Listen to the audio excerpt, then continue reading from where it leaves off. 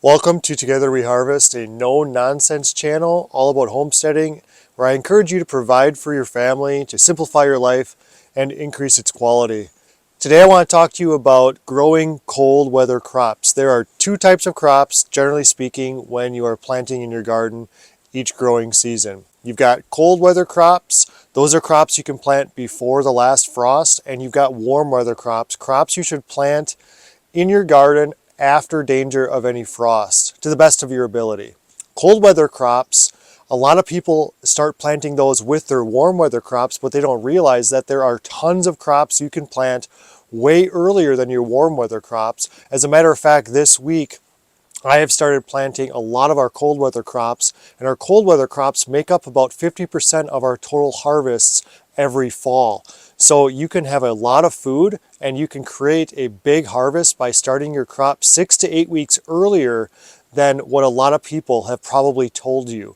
Most people think, at least here in Wisconsin, that you need to wait until Memorial Day just to be safe of frost danger. Maybe where you're from, people have told you that you have a different date based on the growing zone you're in. Here in Wisconsin, most people wait until the end of May just to be safe, but when you're planting things like cabbage and lettuce and carrots, the list goes on and on. All of your brassicas like broccoli and your greens, those can be planted well before your last frost date. Here in Zone 4, our average last frost date every year is around May 17th. And for the past several years, I've been planting things in April, and it gives a big head start to the fact where we can harvest our broccoli midsummer, plant more broccoli, and have a double harvest of broccoli because you plan it out that way. If we didn't start at the end of May or the beginning of June, we may not have enough time to get two harvests of one crop. Certain crops like celery do take longer. Those are also cold weather crops where they can tolerate frost. And when I say tolerate cold weather crops, please don't misunderstand me. I'm not talking about -30 with ice and snow. I mean, once your soil is workable, you can start planting these crops pretty early. The good news is we started planting our crops in our house because we want to use plant starts. I am telling you, if you're starting your crops from seed, you're not only saving money, but you can get the exact type of crop that you want, and you're going to have a huge head start because you can plant them indoors like we do. You can use any type of light. We just use random LED shop lights that we got off of Amazon. It works great. There's no need for expensive grow lights. Our setup is pretty simple. We use a metal storage unit like you'd have in your basement with 4 shelves on it. We plant all of our cold weather crops now in March so that we can plant them in 6 weeks at the end of April. And then when we put out our cold weather crops into our garden as plant starts, meaning they're about 3 or 4 inches tall, we then use that same shelving unit to start our tomatoes and peppers and squash, any type of warm weather crop that we want to start indoors. Then we can use that same space to start our warm weather crops. It's very basic, it's very simple, and it's very effective because we want a big harvest every year.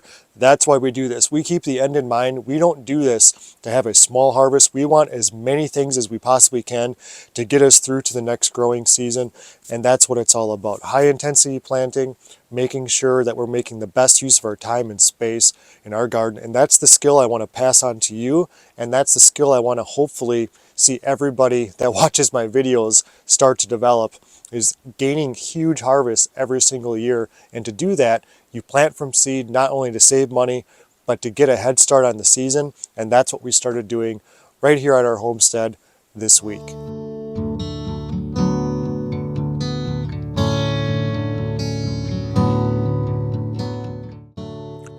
Look at the back of your seed packet in case you're wondering what crops are cold weather crops and what crops are warm weather crops.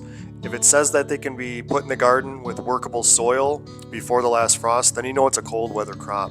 We're starting the cabbage, broccoli, celery, those types of crops right now. These little square pots that we use are much nicer than little round pots because they don't tip over. They're big enough where the plant starts can grow a few inches and then go straight into the garden.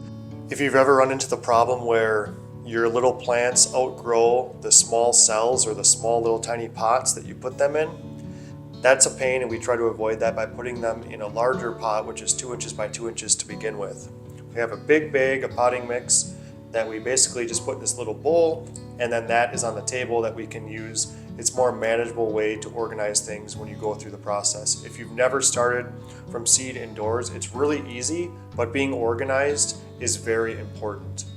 The first time we water these seeds is actually from the top, and then after that we'll water from the bottom, which just means pouring water onto the cookie sheet. We use cookie sheets, we don't buy anything fancy. Those 2-inch little pots are bought one time and used every single year, and then put next to our wood stove so that they can germinate faster. Having them next to your wood stove is going to increase the germination rate twice as fast. You would not believe how well the wood stove speeds up germination rates with the seeds. As soon as the plants germinate, I remove them from the wood stove area, put them back in the spare room where we have them, and we keep them until they go in the garden. And I put the plants right underneath the light, about 1 inch to 1/2 inch away. This way the seeds don't grow up by a window trying to search for the light.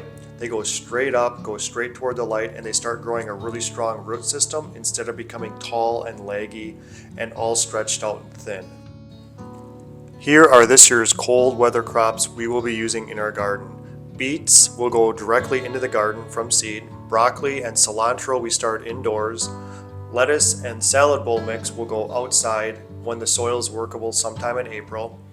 The cabbage, that started indoors. The carrots, those need to go into the garden, and celery we start indoors. Those take a very long time not only to germinate, but also to become mature plants.